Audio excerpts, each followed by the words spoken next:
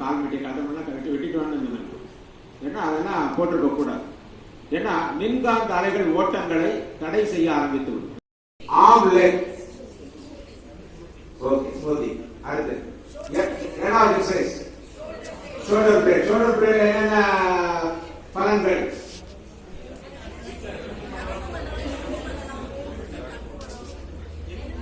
எலும்பு மண்டலம், நரம்பு மண்டலம், அப்புறம் முதுகு தண்டு. Right, okay. அடுத்து எட்டாவது ஸ்டார்கேட். ஸ்டார்கேட் பத்தி ஒரு முக்கியமான விஷயம் டிஸ்கஸ்ல சொல்லப்பட்டிருக்குன்னு சொல்லியிருக்கேன்.